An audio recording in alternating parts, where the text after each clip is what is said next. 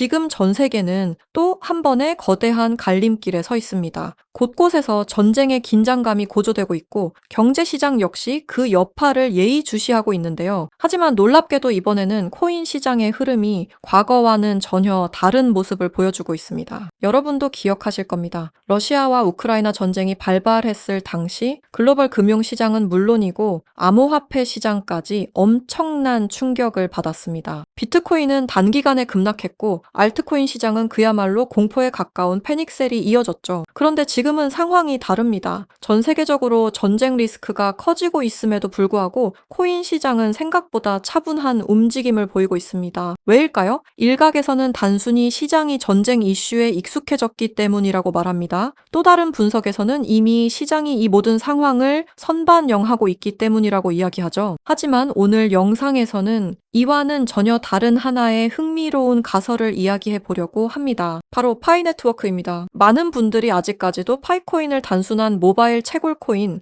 혹은 실체가 불분명한 프로젝트 정도로만 생각하고 계실 겁니다. 하지만 만약 지금 우리가 보고 있는 전쟁과 금융 시스템의 변화가 새로운 디지털 통화 질서를 만들기 위한 과정이라면 어떨까요? 그리고 그 중심에 지금까지 조용히 준비되어 온 파이 네트워크가 있다면요. 조금 뜬금없게 들릴 수도 있습니다. 그런데 흥미롭게도 이 이야기를 떠올리게 만드는 또 하나의 단서가 있습니다. 파이는 3140일이다. 이 말 한 번쯤 들어보셨죠? 최근 온라인을 뜨겁게 달군 심슨 가족 환상의 에피소드, 바로 그 안에서 지금까지 우리가 알고 있던 도큐먼트 1, 즉 그 문건 속에 숨겨진 진실이 다시 한번 주목받고 있습니다. 그 문서에는 놀랍게도 파이는 3년 후 3140일이 된다는 내용이 담겨져 있었는데요. 아마 많은 분들이 한 번쯤 들어보셨을 겁니다. 그런데 말입니다. 오늘 제가 들려드릴 이야기는 여기서 멈추지 않습니다. 지금부터는 아직 공개되지 않았던 도큐먼트 2페이지와 3페이지, 즉 비밀리에 감춰있던 그 문건의 내용을 함께 보실 텐데요. 그 안에는 단순한 숫자를 넘어 파이의 미래와 3년 후 상장될 거래소의 이름까지 상세하게 기록되어 있었습니다. 과연 이 모든 게 우연일까요? 아니면 철저히 계획된 예언일까요? 그럼 거두절미하고 영상 지금 바로 시작하겠습니다. 1990년부터 지금까지 미국 애니메이션의 전설 심슨 가족, 웃음을 주던 이 노란 가족이 수많은 예언을 적중시키고 현재는 예언 만화라고 불리고 있는데요. 이미 대중들에게는 신기하면서도 한편으로는 사기꾼들의 허황된 소리다, 그저 운이 좋아서 맞췄다라며 비판 아닌 비판을 이어가고 있는데요. 하지만 이미 300개가 넘는 예언을 맞춘 심슨 가족은 단순히 운을 넘어서 경이로운 수준의 예언 능력을 보여주고 있습니다. 보신 적은 없으시더라도 심슨의 캐릭터라면 누구나 알고 계실 거라 생각하는데요. 단순한 만화를 넘어 각종 정치, 환경, 사회 풍자 등등 해학과 풍자를 표현하면서 아이들의 성장 교육뿐만 아니라 다 큰 성인들에게까지 큰 교훈으로 영향을 미치고 있는데요. 오늘 들려드릴 이야기는 그동안 누구도 알려주지 않았던 환상의 에피소드에 관한 내용입니다. 파이코인을 채굴하던 분이라면 깜짝 놀랄 만한 소식이고, 파이코인을 채굴하지 않으셨다면 이제는 시작해야 할 때라고 느끼실 겁니다. 심슨 가족의 예언은 방송사에서도 기사로 다룰 정도로 총 300개가 넘는 예언들을 했는데요. 그런데 이 만화 심슨 가족의 에피소드 중에서는 전 세계에서 방영이 금지된 에피소드가 딱 하나 존재합니다. 해당 에피소드가 방영이 금지되어 버린 것은 바로 이 에피소드에 출연한 어떤 남성 때문이었는데요. 이 에피소드에 관한 이야기를 하기 전에 파이코인에 관한 예언은 그 전에도 있었죠. 현재 앞에 보이는 이 포스터에는 파이코인의 떡상을 예언하고 있는데요. 2012년 파이코인이 탄생하기 전에 출시된 에피소드, 모두가 아는 유명한 장면이 발견되었습니다. 2개의 포스터와 아틀라스 동상, 그리고 하늘을 뚫고 상승하고 있는 그래프와 선물이라는 문구까지 하나하나 전부 면밀히 살펴보도록 하겠습니다. 2가지 포스터 중 한 가지는 파이오니어에게는 굉장히 유명한 I love 파이와 다른 하나는 태극권을 연상케 하는 그림입니다. 태극권은 동양의 상징으로 자주 쓰이고 있으며 실제로 파이코인은 베트남과 중국을 선두로 아시아 전역에 큰 변화를 개척하고 있습니다. 그리고 그 옆에는 지구를 업고 있는 아틀라스 동상이 있으며 정확히 이 동상은 록펠러 센터 건물에 있는 랜드마크 격인 동상으로 자리매김하고 있습니다. 결국 파이코인의 벤처 캐피탈은 세계적인 변화의 주역 록펠러 가문으로 드러났는데요. 록펠러 가문은 거대한 부를 가지고 세계 금융시장을 실제로 쥐락펴락할 정도로 막강한 세력인데요. 이 가문에서 실제로 파이코인을 지지한다는 입장을 발표하며 파이코인에 대한 음모론이 기정사실화가 되기도 했죠.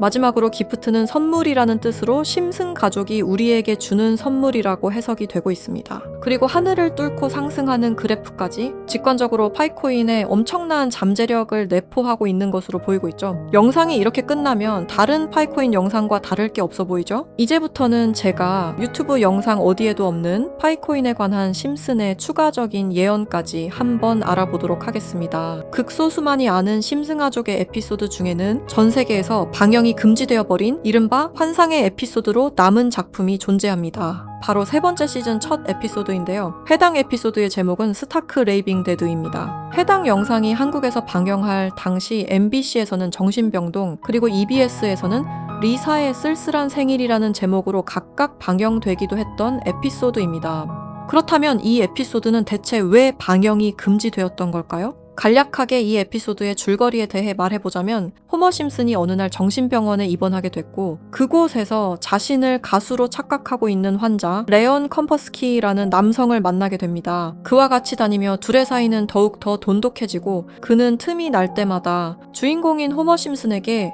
파이는 3.14가 아닌 3년 뒤에는 3.14일로 정의될 것이라며 수차례 반복하며 말하는 장면이 포함되어 있습니다. 이러한 말에 호머 심슨은 세뇌되며 그의 문장을 지속적으로 말하고 다니는데요. 추후 정신병원에서 퇴원한 레온 컴퍼스키를 자신의 집까지 데려오게 되는데 하지만 이 에피소드는 바로 이 레온 컴퍼스키라는 남자 때문에 방영이 금지되었습니다. 이 레온 컴퍼스키 캐릭터는 자신이 가수라고 말하고 다니며 실제로 노래를 불렀는데요. 바로 이 노래를 부른 인물이 마이클 잭슨이라는 점 때문이었습니다. 실제로 그는 에피소드에서 자신을 마이클 잭슨이라고 말하고 다니며 노래를 부르고 춤을 추기도 합니다. 여기서 문제는 그가 에피소드에 등장하는 동안 실제로 마이클 잭슨과 너무 똑같은 목소리를 냈다는 겁니다. 그의 노래를 한번 들어보도록 하겠습니다. Billie Jean is not my lover.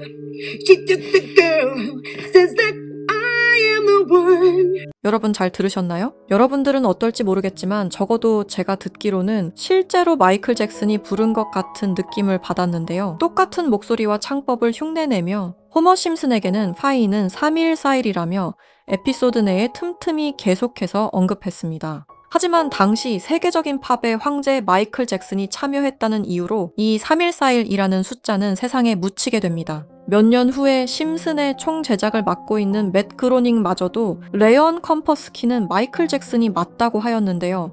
사실 마이클 잭슨은 이 사실을 상당히 숨기고 싶어 했고 심슨 가족의 제작진들과 성우들 밖에 모르고 있었지만 본인이 직접 불렀다는 사실이 밝혀지면서 마이클 잭슨의 팬과 심슨 가족의 팬 모두에게 충격을 주기도 했습니다. 마이클 잭슨이 사망한 이후에 그가 추악한 범죄를 저질렀다는 내용의 다큐멘터리가 출시되기도 했었는데 피해자들의 증언이 많이 모순된 점을 비롯해서 많은 비판마저 공존했지만 해당 다큐멘터리의 여파가 워낙 컸던지라 심슨 가족의 제작진들과 그리고 판권을 구입한 디즈니 측에서 OTP 서비스인 디즈니 플러스 방송을 금지시키고 더 나아가 이후 발행되는 모든 DVD 등 매체에서도 해당 에피소드를 배제하며 현재까지도 이 에피소드는 전 세계 디즈니 플러스에서 완전히 그 흔적을 찾아볼 수 없게 되었습니다. 하지만 이 에피소드는 단순히 마이클 잭슨에게만 집중해서는 안 된다는 거죠. 바로 에피소드 내에서 틈틈이 언급되었던 파이는 3140일이라고 말하는 장면에 집중해야 한다는 겁니다.